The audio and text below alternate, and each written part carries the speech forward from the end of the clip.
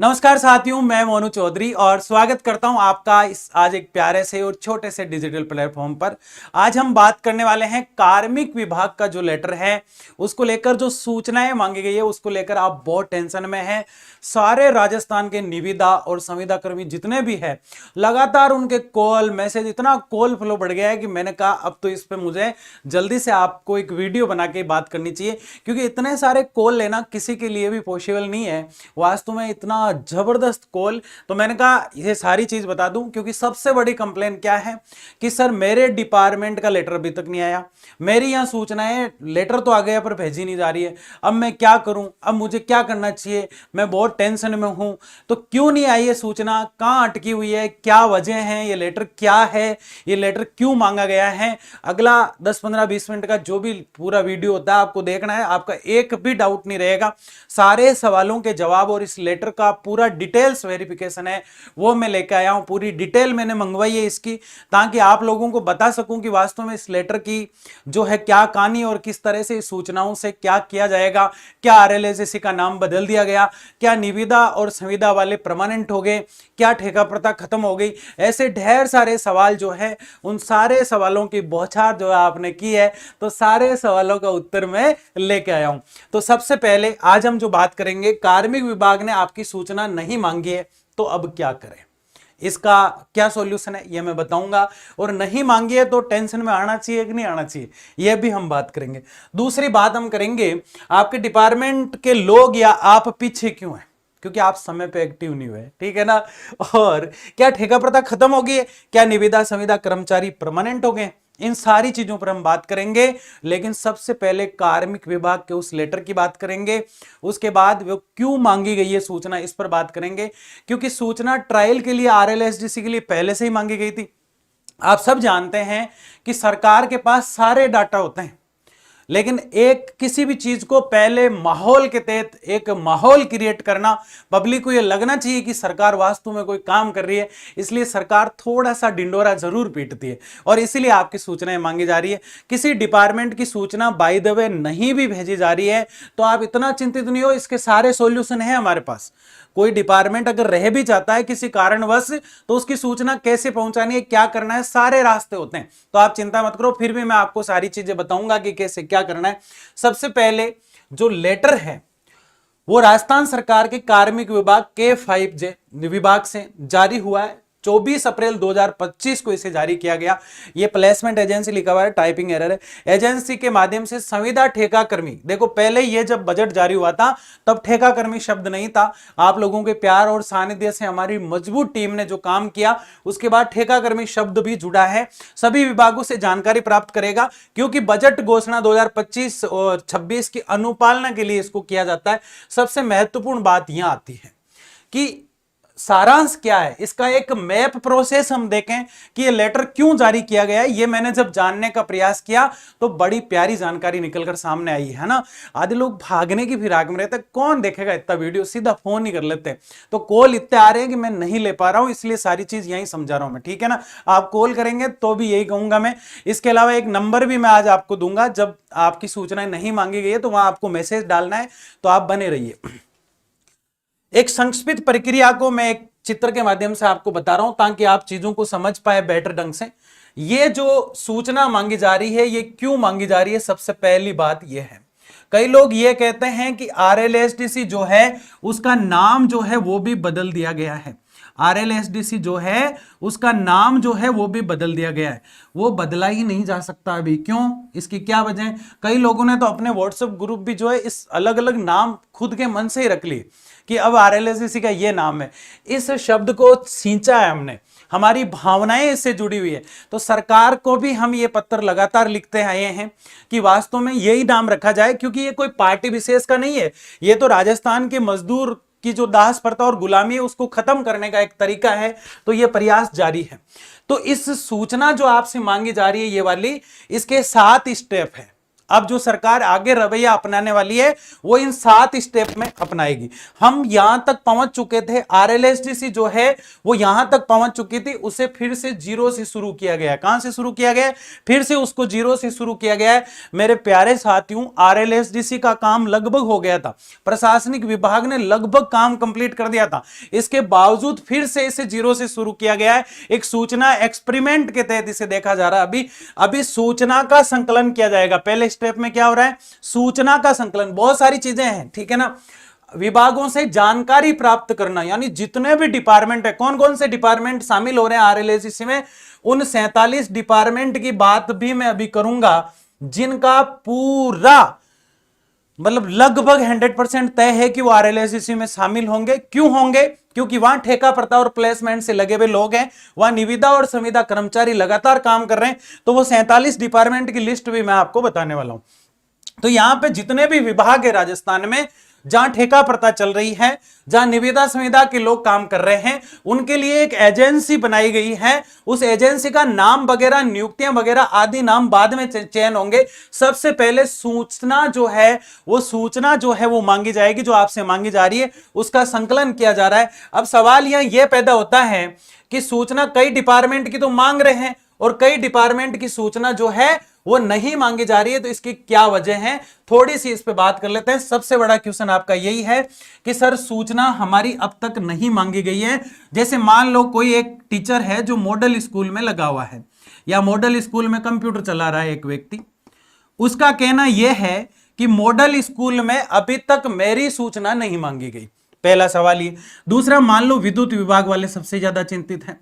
विद्युत विभाग में एक कोई ट्रांसफर या कोई जगह है जहां पे गांव के अंदर 3 लोग काम कर रहे हैं, वो कह रहे हैं सर विद्युत विभाग में हमारी भी सूचना नहीं मांगी गई। मान लो वोकेशनल टीचर है, वो कह रहे हैं कि मैं इस स्कूल में लगा हुआ हूं, आईसीटी है, वो कह रहे हैं मैं यहां लगा हुआ हूं। कोई भी डिपार्टमेंट है जहां लगे हुए हैं वहां पर्टिकुलर सूचना जब नहीं मांगी जा रही है, तो कई बार ऐसा होता है कि इस मॉडल स्कूल के इस एक टीचर से, इसके प्रिंसिपल से अलग सूचना नहीं मांगी जाएगी। विद्युत विभाग में कहीं 4-5 लोग अलग से लगे हुए हैं, उनकी सूचना अलग से नहीं मांगी जाएगी। कई बार ऐसा होता है कि सीधा जो मॉडल स्कूल का हेड ऑफ डिपार्टमेंट है उससे कार्मिक विभाग सीधी सूचना ले लेता है। हर डिपार्टमेंट ये करता है। तो कहीं ऐसा हुआ है कि नहीं हुआ है, इसको आपको इस बात का पता लगाना है। तो ऐसे कई डिपार्टमेंट है जो कह रहे हैं कि हमारी सूचना नहीं मांगी गई। तो सूचना एक ट्रायल के तौर पर देखी जा रही है। सबसे पहले इसका सूचना का संकलन किया जाएगा, उसके बाद विश्लेषण होगा इसका। ऐसे लागू नहीं होगी। पहले क्या होगा? सूचना, फिर विश्लेषण कि किस पद पर कितनी संख्या के लोग और किस स्थान पर इसका एक वर्गीकरण करेगी सरकार। फिर से एक मीटिंग बैठेगी, पहले सूचना की, फिर कार्मिक विभाग विश्लेषण करेगा, फिर एक नीति नियम मेथड लॉ कानून बनाएगा जो एसओपी, सेवा की शर्तें, मानदेय और प्रक्रिया। इसका मतलब यह है कि राजस्थान में जो एजेंसी बन रही है उसमें लोगों को कितना वेतन देना है, कितना मासिक दे या मानदेय, मतलब कितना वेतन देना है, इनको छुट्टियों का पैसा देना है कि नहीं देना है, इन्हें संडे की छुट्टी जो होती है उसका पैसा देना है कि नहीं देना है, इसकी प्रक्रिया क्या है, इसकी सेवा की शर्तें क्या है, आदि नियम बनेंगे। इसके इस संस्था के क्या बनेंगे? नियम। और साथियों फिर बात आएगी कि इसका नाम बदला जाए या नहीं बदला जाए। कुछ तो अभी से बदल के बैठे हैं।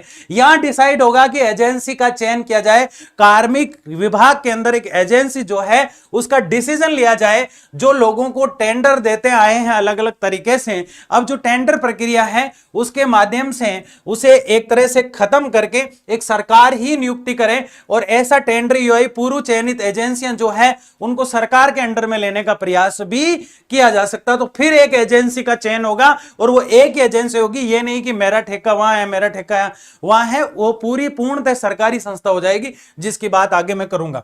उसके बाद नियुक्ति की प्रक्रिया चलेगी। अब आप कहेंगे मैं तो पहले से ही नियुक्त हूं, मैं तो लगा हुआ हूं, सर नियुक्ति नहीं होगी क्या? यहां पे हम एक चीज मांग रखेंगे जो मैं बहुत जल्द, मेरा प्रयास है कि माननीय मुख्यमंत्री महोदय से भी मिलूं जल्दी, और ये मांग हमारी रहेगी कि जो पहले से काम कर रहे हैं 4 या 5 साल से, और उस समय जब वो लगा तो डिग्री की कोई आवश्यकता नहीं थी, अनुभव के आधार पर भी उसे अब प्राथमिकता दी जाए, क्योंकि अधिकतर लोगों को यही चिंता है कि मेरे पास डिग्री तो है नहीं, मैं तो अनुभव से काम कर रहा हूं, इतने टाइम से लगा हुआ हूं। लेकिन यह मैंने पिछले कई समय से, आप जुड़े हुए तो मैं कहता रहा पीएफ आपका कटना चाहिए, ये करना चाहिए, क्योंकि अब पीएफ वगैरह सारी चीजें जो है बहुत काम आने वाली है।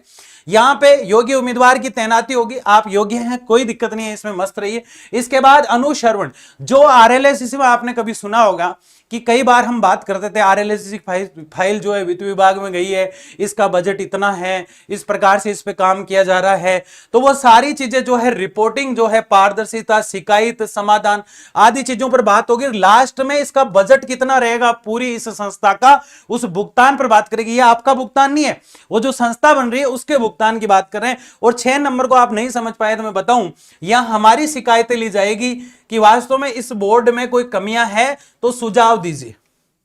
तो हम लोगों को सुझाव देने, वो कैसे देने हैं, किस प्रकार से देने हैं, मैं हमेशा बताता आया हूं। लेकिन यह बात और है कि आपको जब समझ में आता है जब चिड़िया खेत चुग के चली जाती है। हम पहले से बहुत कम एक्टिव रहते हैं, लगातार मैं डिपार्टमेंट के नाम भी पूछता आया ताकि ज्ञापन वगैरह में लिख सके, लेकिन बहुतों ने नहीं दिए। मैंने खोज खोज के डिपार्टमेंटों को खोजा। तो इस प्रकार से 7 स्टेप जो है उसके तहत कार्मिक विभाग अब काम करेगा। कार्मिक विभाग चाहता था कि प्रशासनिक विभाग ये काम करें, लेकिन प्रशासनिक विभाग ने पूरी तरीके से कोई उत्तर नहीं दिया, तो कार्मिक विभाग को मजबूरन ये काम लेना पड़ा। ऐसा क्यों चाहता था कार्मिक विभाग कि वही काम करे पूरा प्रशासनिक विभाग, क्योंकि प्रशासनिक विभाग यहां तक पहुंच गया था, कार्मिक विभाग को यह काम जीरो से शुरू करना पड़ा। इसलिए कोई भी आप में से अगर यह पूछता है कि आरएलएससी कब तक लागू हो जाएगी, क्या होगा, कैसे होगा, तो इससे आपके सामने स्थितियां बिल्कुल क्लियर हो जाती हैं। और सूचना जो मांगी जा रही है वो किस प्रकार से है और क्या है।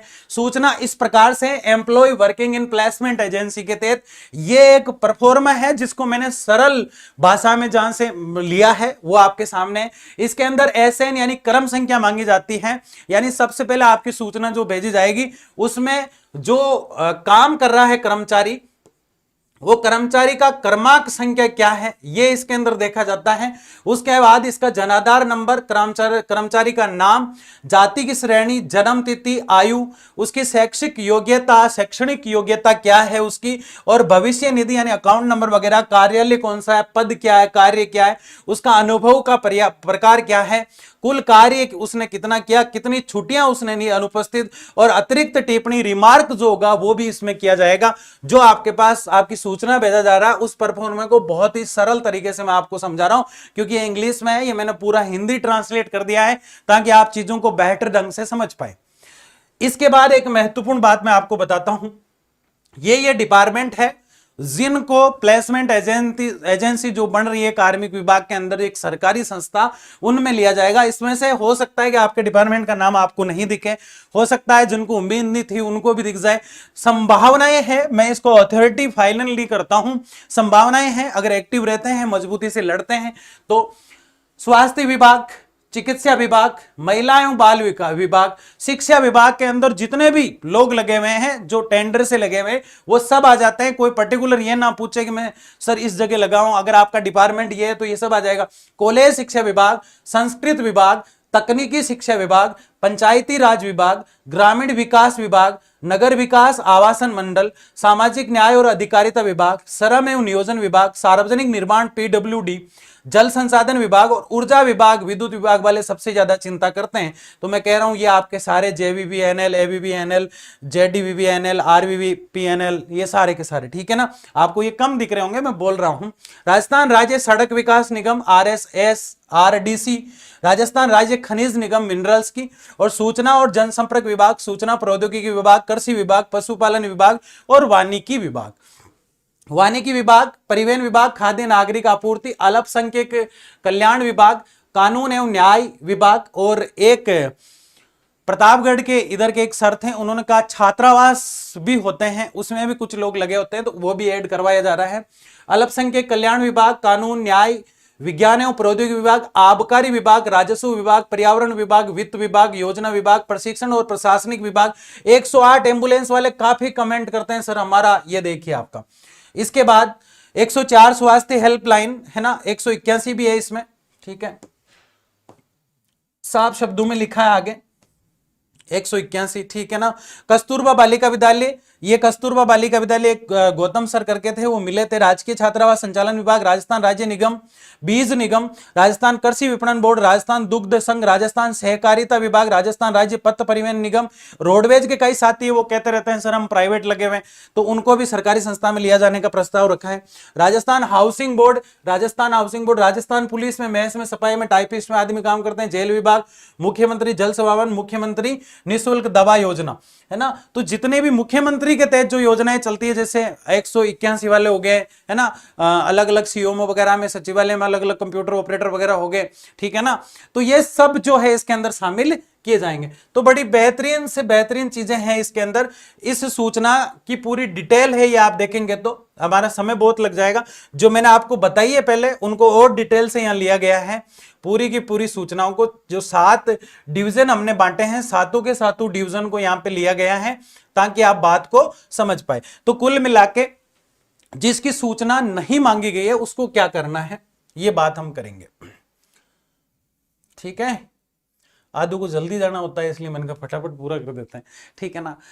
तो जिसकी सूचना अभी तक नहीं मांगी गई है उसको सबसे पहले तो डिपार्टमेंटल तरीके से मजबूत होना चाहिए। हम ये मानते हैं और जानते भी आए हैं कि अलग अलग डिपार्टमेंट जो है उनकी लड़ाई सबकी एक है, लेकिन सूचना नहीं मांगी जा रही, इससे रिलेटेड कई कॉल और मैसेज आते हैं। आपको मैं इतना बता दूं कि जो टेंडरधारी है उनको भी ये परफॉर्मेंस जो अभी हमने समझा था ये समझ में नहीं आ रहा उनको भी, वो भी फोन कर रहे हैं और पूछ रहे हैं कि इनको कैसे भेजें हम। तो मैंने कहा ये तो मैं कैसे बता सकता हूं आपको, ये तो मुझे क्या पता, आपके पास आया लेटर। तो इस बात को बिल्कुल ही चिंता में नहीं लेना है कि हमारी सूचना नहीं मांगी गई है तो हम क्या करें कैसे करें, क्योंकि आधे लोग ये सोचते हैं कि मुझे भर के भेजना है, आपको नहीं भेजना है। कई लोग लेटर ले जाके अपने विभाग में दिखाते हैं कि साहब ये लेटर है और ये हमारी सूचना मांगी गई है तो आप भेजो। हो सकता है कि उस छोटे से डिपार्टमेंट का एक अंग है और उसके पास वो लेटर नहीं आया, उससे सीनियर जो डिपार्टमेंट है उससे सूचना मांग ली गई। अब आप सोच रहे हैं कि उसको कैसे पता कि हम यहाँ नौकरी कर रहे हैं, क्योंकि आपका जो पैसा आ रहा है वो अभी भी टेंडरधारी के पास तो सरकार से ही आ रहा है। तो सरकार ने उसको टेंडर दिया है, तो सरकार जो विभाग को टेंडर मिला है उस विभाग को तो ये पता है। जैसे हम एक एग्जांपल लेवे कि शिक्षा संकुल को ये पता है कि राजस्थान में कितने वोकेशनल टीचर लगे हुए, पता है कि नहीं है। तो ऐसे डिपार्टमेंट को जरूर पता होता है, तो वो डिपार्टमेंट कई बार सीधी सूचनाएं दे देता है कि हमारे अंडर में इतने प्लेसमेंट एजेंसी निविदा संविदा कर्मचारी काम कर रहे हैं, और वो डिटेल उनके पास आराम से पहुंच जाती है। तो ये चीजें इसके अंदर होती है। फिर भी और बहुत ज्यादा परेशानी आ रही है, तो युवा हुंकार के ये नंबर दिए जा रहे हैं 7733888994। एक बार फिर से देख लीजिए आप, पर अपना नाम और डिपार्टमेंट लिखें, कॉल ना करें, क्योंकि कॉल इतना ले पाना मुश्किल है। टीम देखते ही आपको रिप्लाई जरूर दे देगी। टीम के लोग जैसे ही देखेंगे आपको तुरंत रिप्लाई दे देंगे जैसे ही समय मिलता है। और किस डिपार्टमेंट की सूचना नहीं मांगी गई है आप लोग जरूर मैसेज करके बता देना। कॉल मैं फिर कह रहा हूं कि इस पे नहीं लिए जाते हैं, सिर्फ मैसेज इस पे चलता है। हम कोशिश करेंगे आने वाले समय में जिनकी सूचनाएं नहीं मांगी गई है उनकी मांगी जाए। और मैं कह रहा हूं कि जो निविदा और संविदा का भेद चल रहा है कि ये अलग है वो अलग है, उस पर भी हम डिस्कस करेंगे। लेकिन ये एजेंसी अगर बन जाती है तो निविदा और संविदा कर्मचारियों में कोई विशेष अंतर देखने को हमें नहीं मिलेगा, क्योंकि दोनों ही इस कंपनी के अंदर आने के लिए जो है एग्री है और लिया जा रहा है उनको। इसलिए आप देख रहे हैं कि आजकल जो है काफी संविदा कर्मी भी हमारे साथ जो है यहाँ पे जुड़े हुए हैं और बड़ी मजबूती से जो है कार्य को अपने कार्य को करने के लिए प्रयासरत भी है। तो आप सब लोगों से निवेदन है कि कभी भी इतना घबराहट पैदा मत किया करो, इतने उतावले कभी मत हुआ करो कि वास्तव में हम पछताएं कि यार क्या करें और क्या ना करें। अब तो हम घबराने लग गए, पहले से थोड़ा एक्टिव रहा करो। देखो आप सब सक्षम हैं, आप सब मजबूत है। आज आप नंबर ढूंढ रहे हैं एक दूसरे के, किस अध्यक्ष को फोन करूं या किसको मैं फोन करूं जो मेरी हेल्प कर सकता है। मैं कह रहा हूं वो खुद ही, उनको खुद को ही पता नहीं है। ऐसे लोग भी है, उनको खुद को ही पता नहीं है कि उनका डिपार्टमेंट शामिल है, क्या है, सूचना क्या है, कैसे है, क्या है। तो आप गुमराह हमेशा होता है। लोगों ने आरएलएससीसी का नाम बदल दिया, मजाक बना के रख दिया है ना। ग्रुपों के नाम भी आरएलएससीसी के पता नहीं कौन से CL PL TL कर दिया, जो मन में आया वो लिख दिया। हाँ, ये सच है कि 8-10 नाम जो है अप्रोच के लिए दिए गए हैं, उनमें से कोई नाम सेलेक्ट हो सकता है, लेकिन इस नाम में भी बुराई नहीं है। हमारा अंतिम क्षण तक यही प्रयास रहेगा कि यही नाम रखा जाए। तो चिंता नहीं करना है, जो नंबर दिए हैं उसमें मैसेज आपको करना है। आपका कोई भी सवाल या क्वेरीज हो वो आप कमेंट बॉक्स में इसमें भी बता सकते हैं, और किस डिपार्टमेंट से ये भी आपको लिखना है, क्योंकि हो सकता है कि डिपार्टमेंट इतने बताए उनमें से नहीं हो डिपार्टमेंट कोई आपका, और जरूरी नहीं है कि वो सारे डिपार्टमेंट शामिल हो, क्योंकि ये उम्मीदें की जा रही है कि इतने सारे डिपार्टमेंट जो है वो है, क्योंकि विशाल राजन जी को सचिवालय में जब हमने एक फाइल बना के दी थी उस समय तक 37 डिपार्टमेंट के नाम हमने बताए थे। सरकार को भी ये पता होता है, ऐसा नहीं है कि पता नहीं होता है। तो इस वीडियो में लगभग आपके सवालों का जवाब देने का मैंने प्रयास किया। फिर भी कोई सवाल आपका रह गया हो तो आप जरूर बताइएगा। मिलते हैं। हाँ, एक बहुत महत्वपूर्ण सूचना यह है कि वोकेशनल के मजबूत साथी आने वाली 19 तारीख को जयपुर शिक्षा संकुल और हो सकता है दूसरे दिन शहीद स्मारक से अपनी मांगों को लेकर जबरदस्त तरीके से आह्वान कर रहे हैं और सरकार के कानों के अंदर अपनी आवाज को मजबूती से पहुंचा रहे हैं, बड़ी मजबूती के साथ। जितने भी वोकेशनल साथी हैं उनसे मेरा निवेदन है, आपके आदरणीय जो अध्यक्ष रघुपाल जी और मुरलीधर शर्मा जी जो प्रयास कर रहे हैं विवेकानंद अकेडमी चैनल के माध्यम से, और इसके अलावा RN रावत जी, एक डांगी जी है, PN डांगी जी ऐसा कुछ नाम है, और ढेर सारे लोग वोकेशनल में मजबूत लोग हैं, पवन जी बिश्नोई जैसे, सारे के सारे लोग मिलकर ये प्रयास कर रहे हैं। मुझे भी आमंत्रित किया गया है। मेरा प्रयास है आपकी आवाज को और मजबूती से रखने के लिए मैं पहुंच पाऊं, लेकिन फिर भी आप सब लोग जो है वहां जरूर पधारना। कब? 19 तारीख को, ठीक है ना। तो वोकेशनल के जितने भी साथी हैं, उसके अलावा इस ठेका प्रथा को खत्म कराने के लिए हम आगे किस प्रकार से कदम उठाएंगे इसके बारे में मैं जल्दी आपको बताऊंगा। मिलते हैं अगली किसी जानकारी के लिए, तब तक बाय बाय, सी यू।